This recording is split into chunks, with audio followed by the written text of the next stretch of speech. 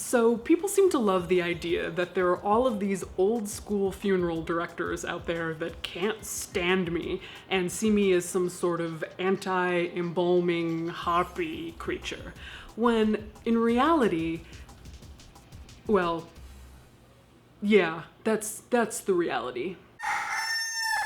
There are totally those people. But a disclaimer, I think it's too simplistic to divide the industry into old guys wearing suits, driving hearses, selling caskets on one side, and me selling shrouds and telling you you can do it all yourself on the other side. In truth, the death industry is a spectrum, like the Kinsey scale.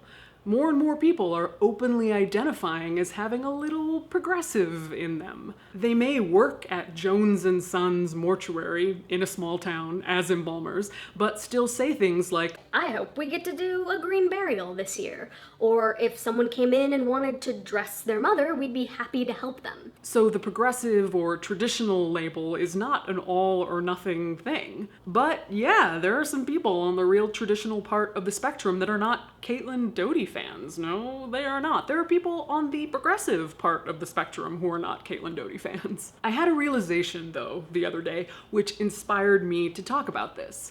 I was tagged in a post on a funeral director's message board. Yes, they exist. And the commenter, who was also a funeral director, was saying, her book is awful, I don't like her, she's only in this for the notoriety, and so many other people in the funeral industry feel the exact same way that I do. Etc., so forth, blah blah. And the realization that I had was that reading this, I felt nothing. The absence of things. Sweet, nothing. Let me take you back 4 years ago when I made my first video. I'm not gonna link it below, it's terrible. And I was so excited about having these conversations around death, and one of the first comments that I got, I went back and found it, was, I have been a funeral director, all caps, and embalmer, all caps, for over 15 years. I've seen it all, and kids like this make me sick. I realize now that comments like, kids like this make me sick, is objectively funny. But I didn't see that at the time. Oh no, at the time I was so sad. I can't even tell you. I wanted everybody to like me, including people in the industry. I had such good intentions, and surely they would see that. The internet respects good intentions.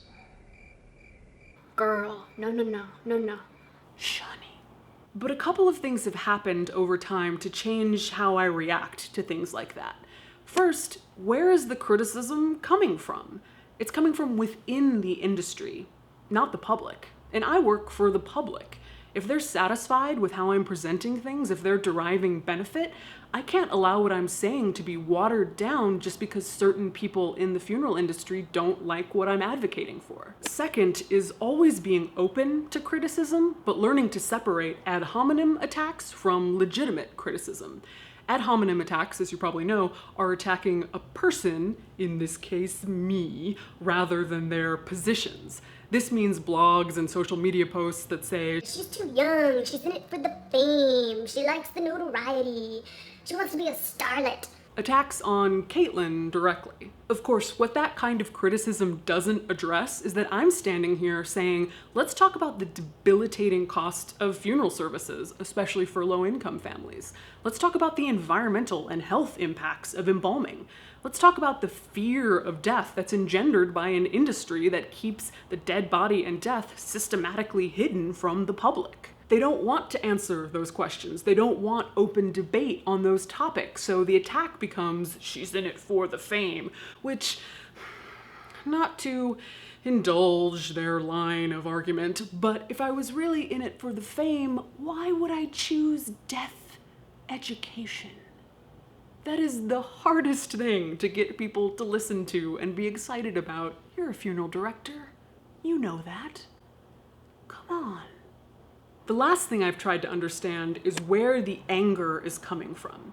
Funeral directing is a hard job, often thankless, long hours, few holidays, not great pay.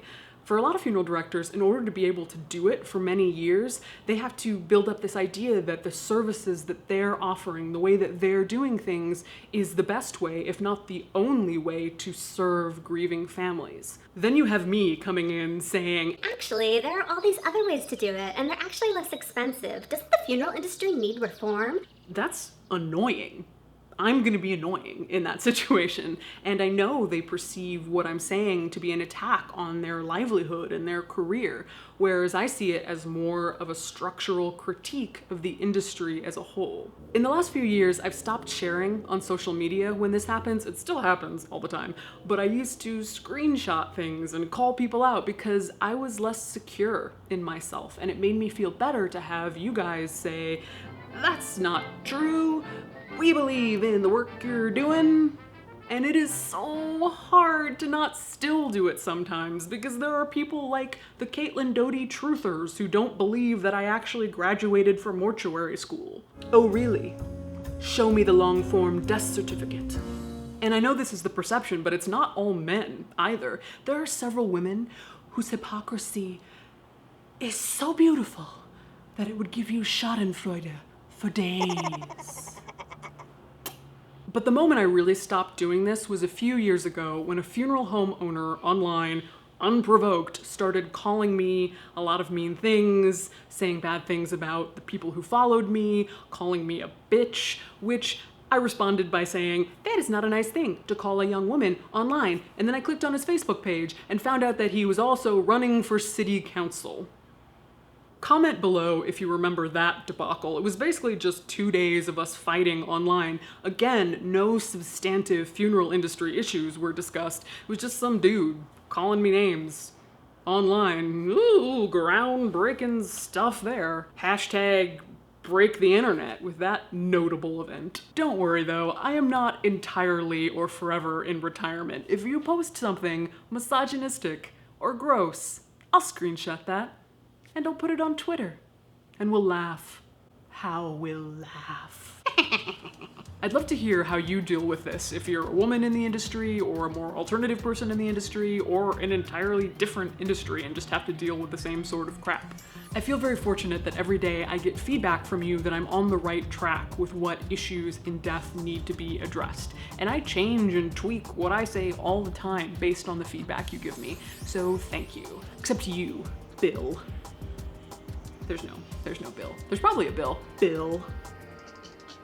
Brought to you with support from People's Memorial Association and the Co-op Funeral Home, and donations from viewers like you.